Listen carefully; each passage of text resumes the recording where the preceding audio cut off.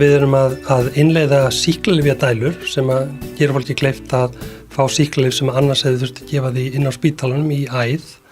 Það getur fengið það núna í heimahúsi. Áður þurftu sjúklingar að liggja kannski á spítalanum í 4 til 6 vikur bara til þess að fá þessi sýklalyf gefin, en núna geta þeir þá verið heima á sér og skiptum á þessum dælum sjálf á einu svona sólarhring eða á 2 sólarhringa fresti. Hlutverk okkar hjúkrunarfræðinganna hérna er að meta sjúklingana áður að fara heim og kenna þeim á dælurnar og svo sinnum við eftirliti og eftirfylgni eftir að fólk fer heim, þá fara dælurnar hjá okkur og hérna kemur minnst okkar vikulega í heimsókn. Sýklalyfin eru svo sett blönduð í lyfjablöndun Apotex og þeim er komið fyrir í uppblásinni blöðru sem er inn í þessari dælu, þannig leið og ég skrúa frá þennan bláa tappa hér, þá byrja lyfið að renna í gegnum slönguna og þetta þessa slöngu tengir sjúklingunum við sig og þá fer bara að dælast sjálfkrafa inn og þá getur viðkomandi bara sett dæluna í mittislösku eða haft hann í vasanum eða hvernig sem hendar. Þetta er náttúrulega bylting fyrir sjúklingana að fá að vera heima og geta þá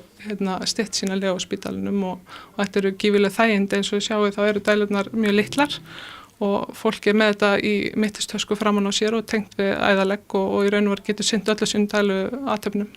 Forsendan fyrir því að apótekið gæti framleitt sýklalyf í dælum fyrir göngudeildarsjúklinga var að við kæmum upp nýrri aðstöðu í apótekinu. Við ákváðum að taka í gegn blöndunaraðstöðuna sem var hérna í Fossvoginum, í kjallaranum og bæta við nýjum tækjum og mannskap. Það þarf að gera allt aðrar kröfur til lyfja sem eru blönduð